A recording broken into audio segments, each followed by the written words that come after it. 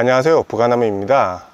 오늘은 제가 5월 말부터 7월 중순까지 총 9번의 멘토링을 진행했습니다. 그때 많은 분들께서 궁금해 하셨던 사항들, 공통적인 부분들을 좀 모아서 Q&A를 하는 시간을 가져보도록 하겠습니다.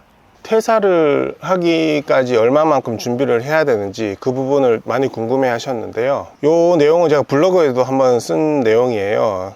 세 가지를 좀 준비를 하셔야 될 것 같습니다. 첫 번째는 월급을 예를 들어서 500만 원이라고 할게요. 월급만큼의 월세를 세팅을 한 다음에 퇴사를 하는 거를 적극 추천드립니다. 왜냐하면 많은 사람들이 그래요. 저도 그랬었고요.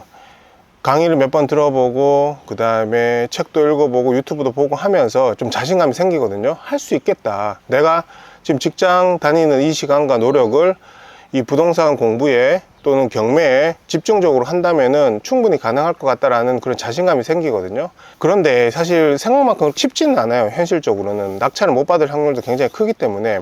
근데 그렇게 되면 시간은 가는데 낙찰을 못 받고 그러면 조급해집니다.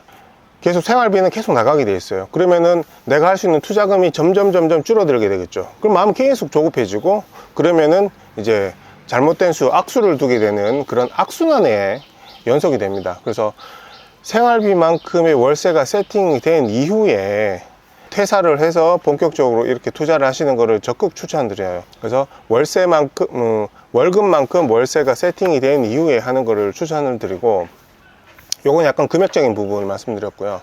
두 번째는 실력적인 부분인데요. 저는 최소한 예를 들어서 아파트든 상가든 다가구든 토지든 상관없습니다. 어떤 부동산 종류에 따라서 그 종류, 예를 들어 상가라고 할게요. 상가를 최소한 한 100개 정도의 물건을 실제로 물건을 분석하고 임장을 가고 보고서까지, 즉 이 상가는 예를 들어 A 상가는 몇 억짜리다 라고 결론을 내고 그렇게 이제 분석을 마무리하는 그 과정을 전체 하나라고 보면 최소한 그런 상가 물건을 한 100개 정도는 분석을 하고 난 다음에 퇴사를 하는 거를 추천드려요. 그 정도는 해야지 실력이 쌓이거든요. 제가 주변에 돌아보면 물건 분석을 한 50개 이상 하신 분 별 본 적이 없어요. 진짜로 본 적이 없거든요. 많이 해야지 한 10개 정도 하셨을 거예요. 그 정도 하고 상가를 안다라고 얘기할 수는 사실 없어요. 너무 많은 종류의 상가가 있고 조건이 다 다르기 때문에 일주일에 한 개 정도 상가 물건을 분석한다고 치면은 1년이면 50건이고요 2년이면 100개, 그러니까 2년 정도는 꾸준히 예를 들어 상가를 한다고 했을 경우 100개 정도는 분석을 하고 임장도 다녀서 그렇게 해야지 안목이 생기고 실력이 쌓이는 겁니다. 그래서 2년 정도는, 그러니까 2년에 100개 정도는 물건 분석 공부에 투자를 하셨으면 좋겠어요. 그 정도 하고 난 다음에 퇴사를 하는 것이 맞다고 저는 보고 있고요. 그러다 보면 그 과정 속에서 자연스럽게 낙찰도 받게 되고 임대 세팅도 가능하게 되면서 월급 대신에 월세가 그 정도 금액만큼 세팅이 되는 기간이 2년 정도면 충분히 만들어지거든요. 그러니까 2년의 기간 동안 월세도 세팅되고 실력도 쌓이는 거고요. 그렇게 보시면 되고, 그 다음에 세 번째로는 요즘에는 이제 육아휴직 제도가 굉장히 좀 많이 보편화되고 활성화되어 있기 때문에 그 제도를 적극 활용하는 것을 추천드립니다. 보통 아이 한 명당 예전에는 1년이었는데 지금 1년 6개월까지 제가 늘어난 걸로 알고 있거든요. 그러면 아이 한 명이 1년 6개월이고 만약에 아이가 2명이면 3년이라는 시간을 육아휴직 제도를 이용해서 쓸 수가 있어요. 물론 그럴 수는 있어요. 사실 육아휴직 1년 6개월 썼다 3년 썼다 그러면은 그 회사에서 임원 단다 사장 된다는 사실 쉽진 않을 겁니다. 그렇지만 많은 분들이 지금 제 영상을 보시는 분들께서 내가 회사에서 임원을 달 거야, 별이 될 거야, 사장이 될 거야, 이런 마인드보다는 경제적 자유를 이뤄서 내가 원하는 삶을 살고 싶다, 이 부분이 좀 더 저는 크다고 보고요. 그런 육아휴직 제도를 적극 활용을 해서 시간을 버는 거죠. 그 시간 동안 내가 선호하는 부동산, 그게 상가가 될 수도 있고 토지가 될 수도 있고 상가 주택이 될 수도 있고 아파트가 될 수도 있습니다. 그 종류는 다양하니까 그렇게 해서 일주일에 한 건, 2년이면 100개 정도 그렇게 좀 분석하면서 실력을 키울 수 있는 시간을 꼭 만드시길 부탁드리고요. 저도 2012년부터 시작했으니까 거의 2020년에 퇴사를 했으니까 8년 정도 걸렸던 것 같아요. 물론 중간에 저도 해외 현장을 한 3년 정도 가게 되면서 끊긴 기간이 있긴 하지만 실질적으로 한 5년 정도 걸렸던 것 같거든요. 근데 이제 제가 이렇게 좀 압축적으로 1년에 매주 한 건씩 해서 100건을 하면은 충분히 퇴사할 만큼의 금전적인 월세 세팅하고 실력을 충분히 갖출 수 있다. 그 정도는 준비를 하셔라. 그리고 퇴사를 하시는 것을 추천드립니다. 주변에 뭐 미리 퇴사하신 분들도 몇몇 보였는데 좀 힘들어 하시더라고요. 그리고 아무래도 현금 흐름이 돌지 않기 때문에 결국은 다시 회사로 돌아가시는 분들도 굉장히 많이 봤고요. 네, 이 질문도 굉장히 많이 제가 받았던 질문인데요.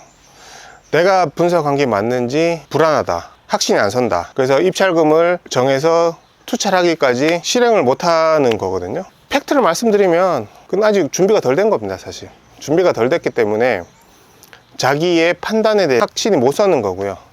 그거는 사실 시간이 좀 해결해 줄 문제고요. 더 많은 물건을 분석하고 더 많이 임장을 다니고 그렇게 하나하나 시간이 쌓이면서 실력이 늘어나는 거고, 그 실력이 늘어남으로써 자기 판단에 대해서 확신이 생기고 그게 입찰가로 정해지고 그게 실행까지 이어지는 그런 단계라고 보시면 되거든요.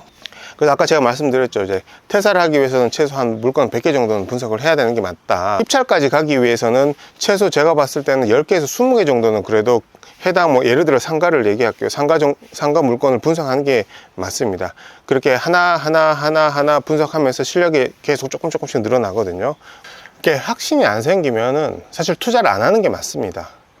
준비가 덜 됐다는 얘기고요. 이 부동산이란 거는 뭐 최소 금액이 몇 천에서 몇 억, 수십억까지 가는 물건인데, 뭐 예를 들어서 자동차를 산다고 예를 들어볼게요. 자기가 그 자동차를 사기 위해서 많은 자동차들도 비교를 해보고 공부를 많이 하잖아요. 그러고 난 다음에 이제 결정을 하는 건데, 부동산도 마찬가지거든요.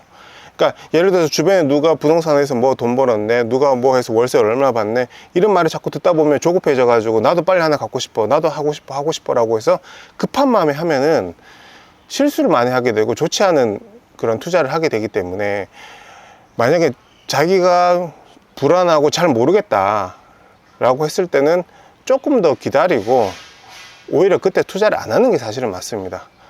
그러니까 자기 확신이 들 만큼 조금 더 시간을 들여서 자기 내공을 키우고 공부하는 시간을 더 투입을 해서 확신이 들 때까지 공부를 하시는 거를 저는 꼭 추천을 드리고요.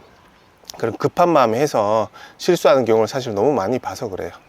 불안하고 잘 모르겠으면 잠시 홀딩 하시고 공부를 조금 더 하세요. 그게 맞습니다. 저한테 물어보시면은 어떻게 이제 분석을 해야 되고 어떻게 확신을 가질 수 있는지 그 부분에 대해서는 좀 구체적으로 말씀을 드릴 수는 있습니다. 수학 같은 경우도 정석책에 보면은 어떤 풀이 과정을 통해서 정답을 도출하듯이 부동산도 마찬가지로 어떤 이게 얼마만큼의 가치가 있는지 그거를 판단하는 그런 절차들이 있거든요.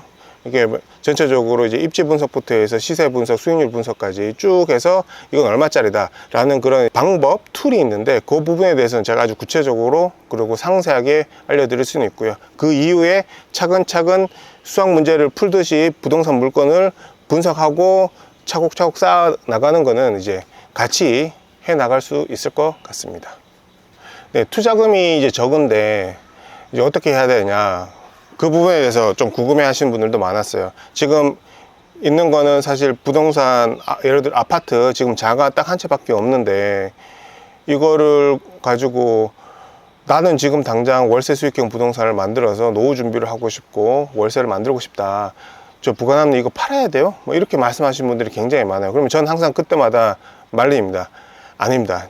파는 순간 마음이 급해진다, 그 말씀을 꼭 드리거든요. 마음이 급해지면 항상 실수가 나와요. 그러지 마시고 그대로 일단은 그대로 둔 상태에서 공부는 계속 하셔라. 공부를 하시다 보면 실력이 늘어나면서 어느 순간이 되면 낙찰을 받으실 거예요. 낙찰을 받으면 보통 2주 정도는 매각 허가 결정이 나는데 시간이 걸리고, 매각 허가 결정이 딱 나면은 법원에서 4주의 시간을 더 주거든요. 잔금을 치를 때까지. 그러면 낙찰 이후에 총 잔금을 치를 수 있는, 잔금을 치러야 되는 기간이 총 6주라는 시간이 지금 낙찰자에게 주어집니다. 그 기간 동안에 그 낙찰받은 경매 물건에 대한 담보대출도 충분히 받을 수 있고요. 그 다음에 그 부족한 부분 있잖아요.